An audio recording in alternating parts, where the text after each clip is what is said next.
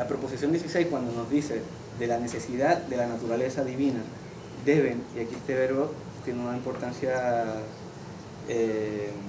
contundente en la ética, deben seguirse. El seguirse tiene aquí una importancia física, ontológica y lógica. Aquí la necesidad es a la vez lógica y física. Los modos se explican a través de su causa. De la necesidad de la naturaleza divina deben seguirse infinitas cosas en infinitos modos. Pero no cualquier cosa, sino todo cuanto puede caer bajo el entendimiento infinito. Es complicado dar el salto de qué quiere decir aquí por entendimiento infinito, pero el entendimiento infinito realmente va a ser dentro de un Dios que va a ser considerado como expresivo, la primera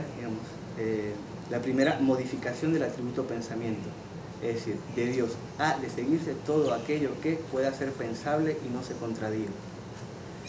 Una cosa que pasa en esa primera parte de la ética de Spinoza, en el ser de Dios, es que realmente hay una no problematicidad de la existencia, hay una autoposición de la existencia, y lo que se trata es de seguir las concatenaciones, el orden que se sigue de esa naturaleza productiva. Pero en Spinoza nunca va a ser una producción caótica.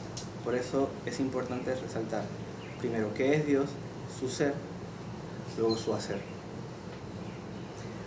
Cuando Spinoza se ve en el problema de explicar que se sigue a partir de una sustancia absolutamente infinita, todavía aquí el ser humano, digamos, no ha entrado específicamente, no tiene un punto de vista privilegiado aún. Spinoza divide, por lo menos en términos expositivos, lo que sería entender a Dios como causa y lo que sería entender a Dios como efecto.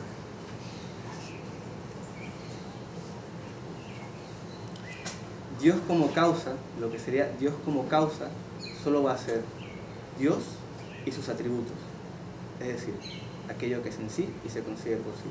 Spinoza insistirá que los atributos se conciben por sí.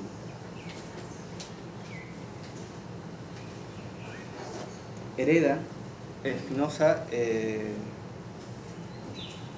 un tecnicismo que se utiliza en la escolástica y se utiliza en la Edad Media, que es la naturaleza naturante y la naturaleza naturada.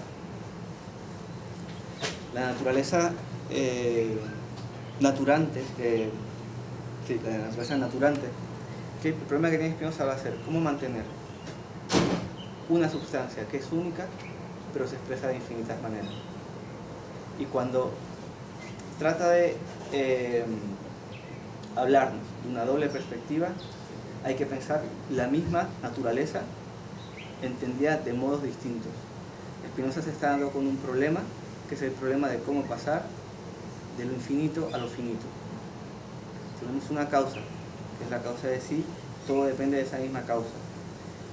Son en estas proposiciones donde nos estaríamos moviendo en el hacer de Dios, que son de las proposiciones 16 a la 33, donde por fin Spinoza nos explica qué es una causa inmanente, por eso cómo es que actúa esa causa a partir de lo que es la proposición 18.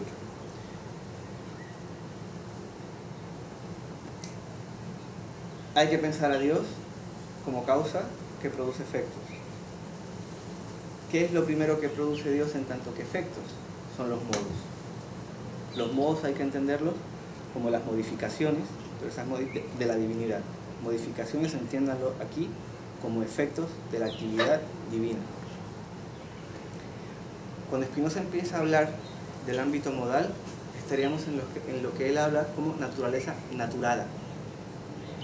Aquí empieza, digamos, el proceso de finitización o cambio de perspectiva interna a la misma sustancia. Y Spinoza necesita pasar por esto para llegar a deducir qué es el ser humano y luego para todo un trabajo sobre la teoría de los afectos. Y nos dice que, Spinoza insiste, lo finito no se deduce de modo inmediato de lo infinito. De instancia mediadora, que va a tener Spinoza, evitando una degradación ontológica, manteniendo a un Dios que sea causa inmanente. Causa inmanente literalmente es un Dios que permanece en sus efectos. Va a ser la noción de modos infinitos. Si la naturaleza o Dios es expresiva y de ella se siguen infinitas cosas, algo surgirá primero. Y lo que surge son los modos infinitos. Un modo infinito... Sí, ahora tienes una pregunta. Perdón. Un modo infinito, fíjense que lo que estamos aquí estamos empezando a darle contenido a la ligazón que nos une, en tanto que modos, con el resto de esa naturaleza, que ya sabemos que se autodetermina.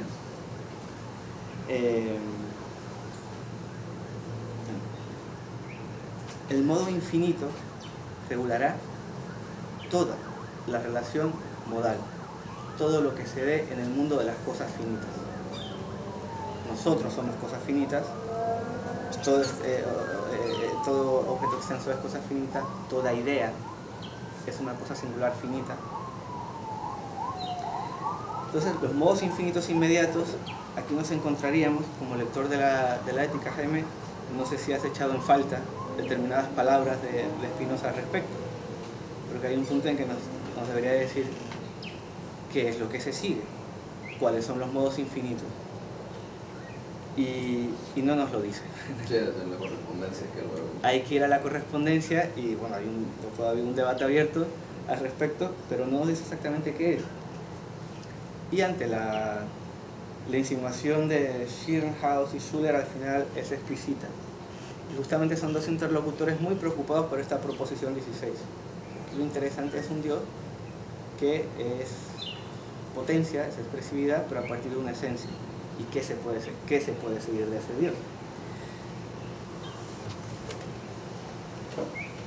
Aquí es importante mantener, en términos espinocianos, para la coherencia interna del texto, una lectura fuerte de los atributos. Un atributo expresa lo que Dios es. ¿Qué se sigue del atributo pensamiento? Va a decir Spinoza que es la noción de entendimiento infinito que aquí mismo está trabajando. Tiene un problema de cierta sinonimia, pero es manejable con la idea de Dios. La idea de Dios es un entendimiento infinito. Imagínense ustedes aquella primera modificación de lo real que regula la existencia y la causalidad de toda experiencia de pensamiento. Spinoza va a entender a toda idea como una cosa singular que produce efectos, al igual que una cosa extensa. Por otra parte, aquello que va a ser la primera modificación del atributo extensión va a ser las leyes de la física, va a ser el comportamiento de los cuerpos físicos. En el caso de Spinoza va a entender que es el movimiento y el reposo. Eso le llama modos infinitos inmediatos. Inmediatez, en tanto que es lo que se sigue de modo necesario a partir de Dios, pero Dios es sus atributos.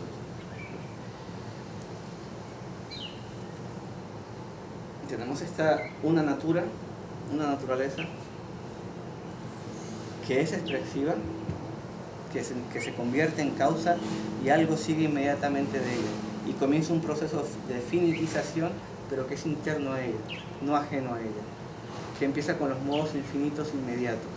Modos infinitos inmediatos que se van bifurcando entre cosas singulares extensas y cosas singulares pensantes. Luego él dice, nos falta algo más, que probablemente sería lo más cercano a la realidad, pues más tangible para nosotros. Él le llama a lo que sería un modo todavía infinito, pero ahora mediato, porque tiene la primera mediación de la idea de Dios, o del entendimiento infinito y del movimiento de reposo a la faz del universo. Solo nos da una palabra al respecto, pero podemos pensar que si esa faz del universo, porque es una descripción bastante física, si te estás refiriendo solamente a lo extenso, pues dentro de la lógica spinoziana podríamos entender perfectamente que hay un correlato mental, un principio de intelección de todo lo que se dé en el plano de lo físico.